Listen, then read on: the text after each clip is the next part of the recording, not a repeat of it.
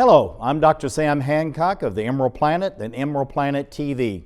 We come to you on a week-to-week basis from Washington, D.C. in the United States as we look around the globe in 144 different nations, looking for those 1,000 best practices, the technology, services, and products that are making a difference as we move through the 21st century. And as we have a planet of 9 billion people by 2038 and possibly 12 to 13 billion by the end of this century, how are we going to be able to take care of all these people on planet Earth? And that's what Emerald Planet's all about. We come to you looking at the solutions, the best practices from around the globe as we create the Emerald Planet. Hello, welcome to the Emerald Planet. We're making a difference as we move through the 21st century. And seeing the long-term impacts of climate change.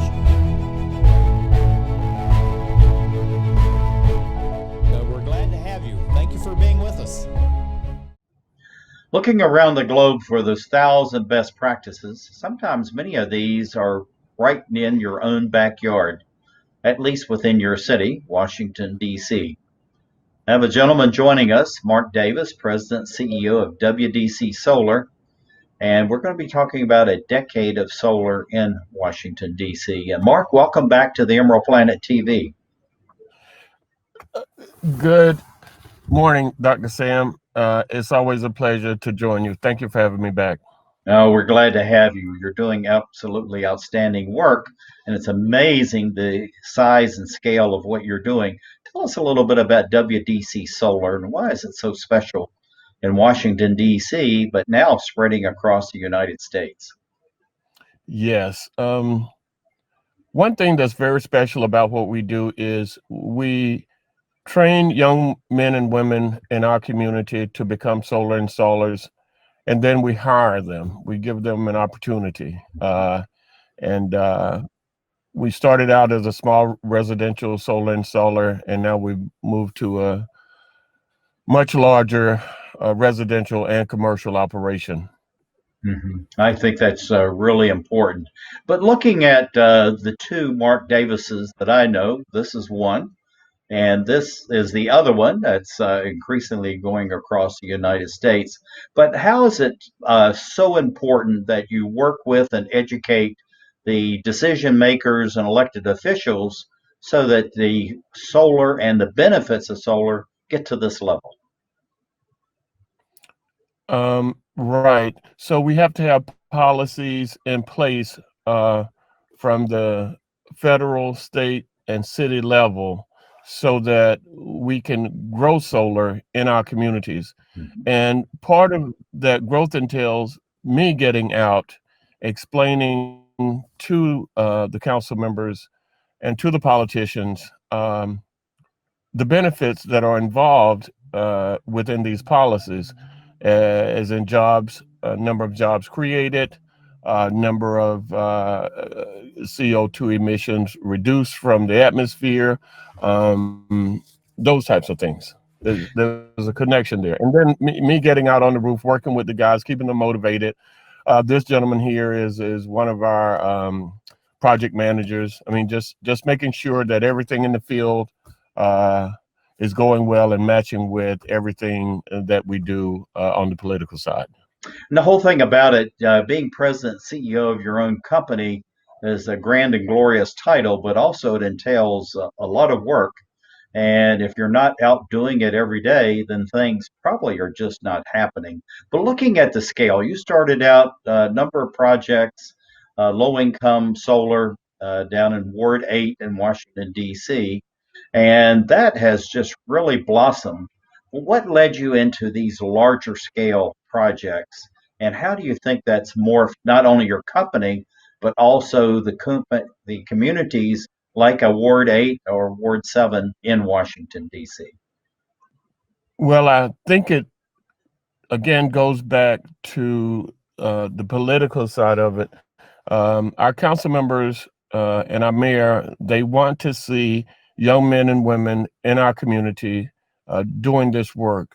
We know that it is work that's going to get done, and they want to see people in our community doing it, not someone coming from outside into DC to do this work. And we've been fortunate. We've been able to train them and get them out working on these projects. So from there, we started working with DC Housing Authority and bringing them on board, and that brought on a whole new scale for us. We're doing larger developments in the district, and it's just been a very good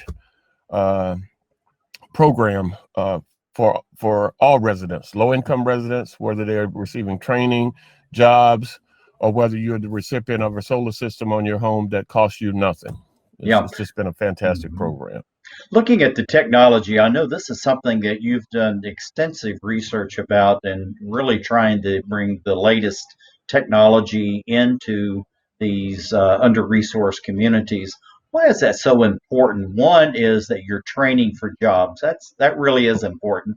But to technology transfer and to have a public that understands what's going on around them and why solar is so important. That was a heavy lift in the beginning, I must say, because we really had to go and convince low-income residents that this free system would reduce their electric bills. And when you go into that community promising something free, their antennas go up. It's just not an easy sell. But we were persistent. We held a lot of town hall style meetings at libraries, at community centers, churches, at our warehouse location. So in the beginning, it was very difficult to get this program up and running because we had to have people sign up. But after about 3 years, it was people were called. We had a board full of people ready to get signed up because of the savings involved. Now, looking at this roof, on a large scale, probably it's. I know you're doing schools and apartment buildings now. How do you leap from residential into something this size? And why was it important to have those first 3 or 4 years doing the residential solar to move now into larger scale government buildings and also commercial buildings? Right. That's a very, very good question. So once we started out with the small resi projects, we really began to understand solar, how it worked, how the training worked. We understood what good engineering looked like. And Paul will talk with you about the engineering maybe later. But so we started to hire very good engineers, very good master electricians.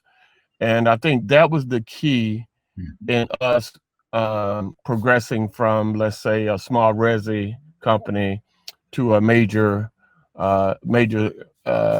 large project company. It was basically having good personnel that could draw, that understood how solar worked on a commercial scale, so that we could then people would have confidence in us doing the larger projects, like you saw in that picture before. That was Ludlow Taylor. That's a elementary school that we did there in the District of Columbia.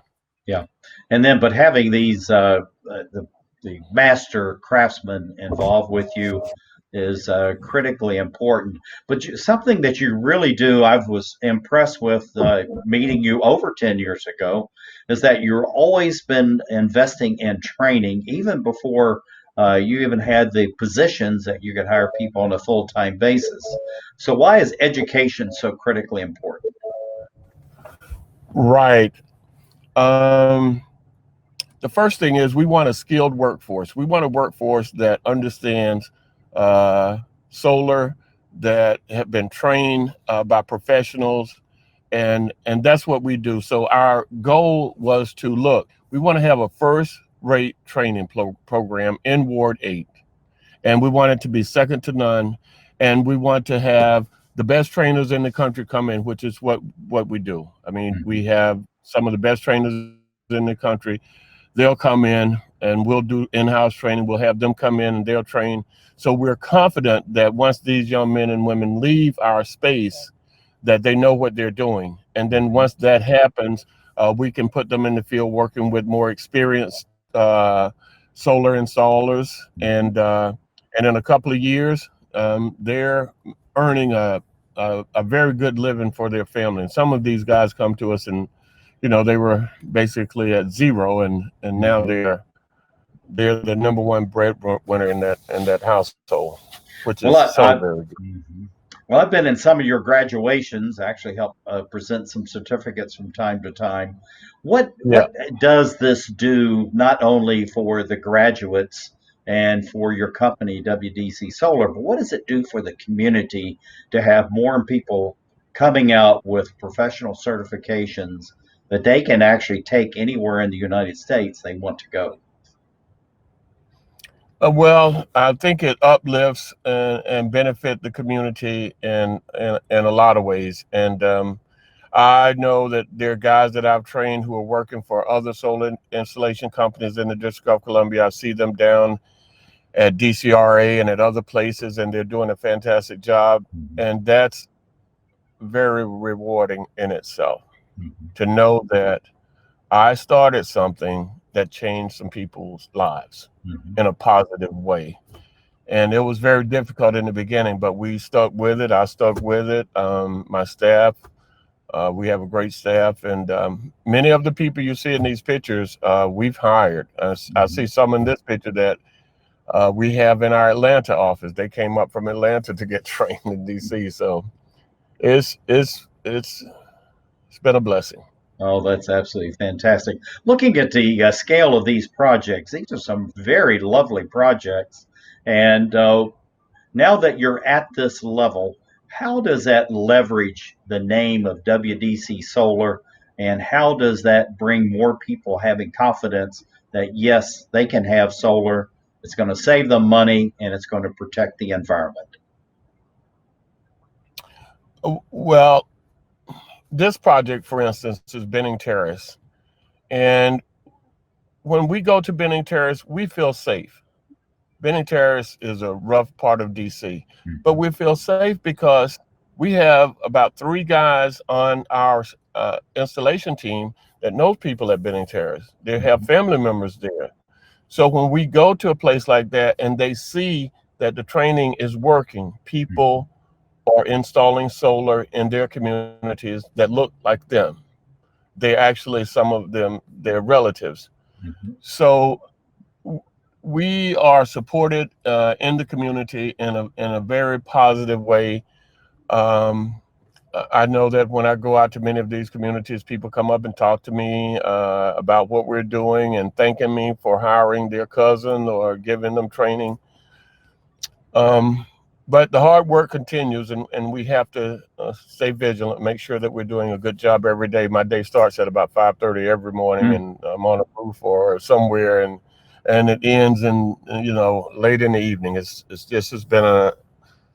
been a long, hard road. Mark, you got 10 seconds. What do you see for the growth and development of WDC Solar over these next 5, 10, and 15 years? You got literally 10 seconds. I want to see Chicago grow. We helped with that feature legislation out there. I want to see it continue to grow. We're set up there to go. I want Georgia to take off in a big way. We're here and we're ready to go here. And I want the training. I want more jobs, and I want more solar to help clean up the environment so that we leave this world in a better place than we found it. That's fantastic. Mark Davis, CEO, WDC Solar. Thank you. As great, the Emerald Planet.